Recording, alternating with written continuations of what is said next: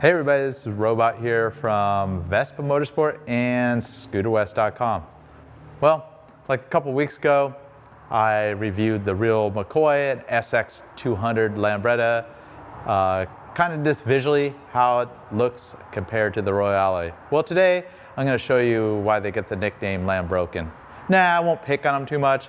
We don't really service Lambrettas, but we're fixing one issue. If you were a well-seasoned Lambretta owner, you might have noticed when I kicked the Kickstarter, it stuck down.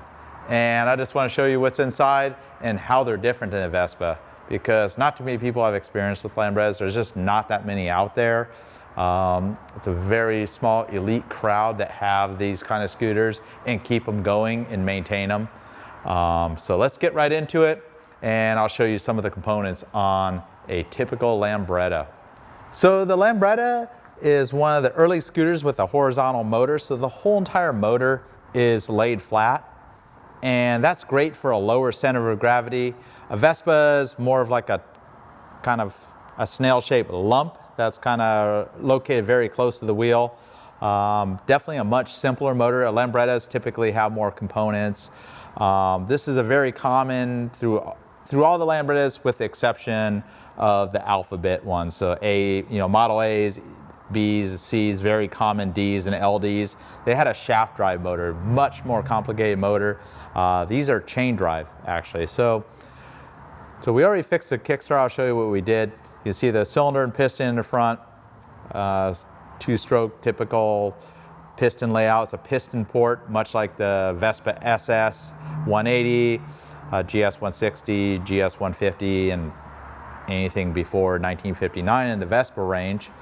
They pretty much just always had piston port engines.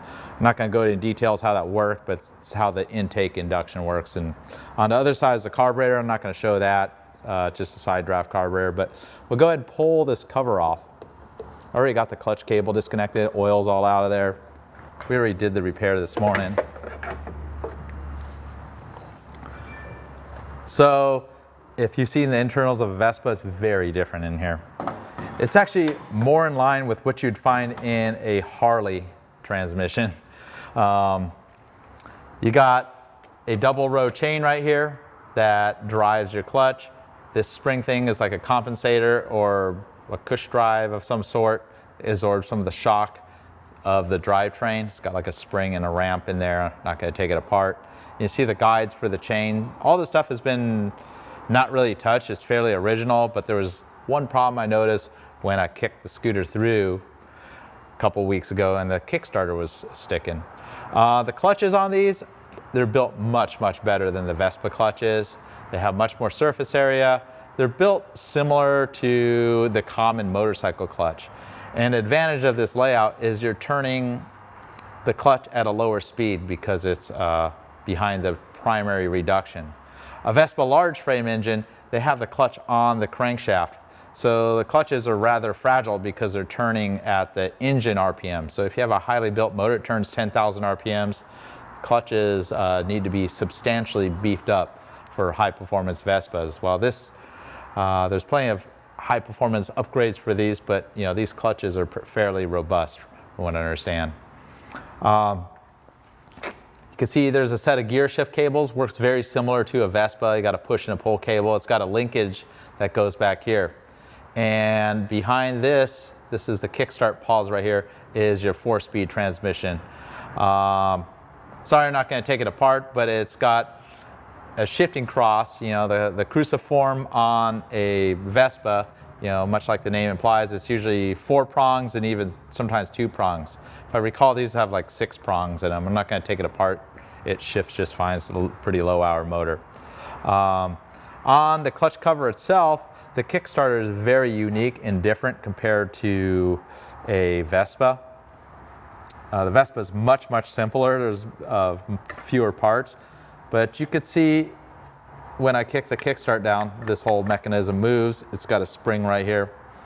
And the problem we had with the scooter, why the kickstart was sticking, is this peg that cams on this ramp plate right here, unthreaded and that's the peg that kind of allows this paw to pop out and engage with the gear to kick over the motor. And that was a bad thing because it kind of made a mess of the engine case in here. I'll just kind of show you how it works. We already thread that in, we put Loctite on it so it's not going to pop out. But I'm going to kick it through and you'll see these paws pop out. It's a pretty neat little mechanism.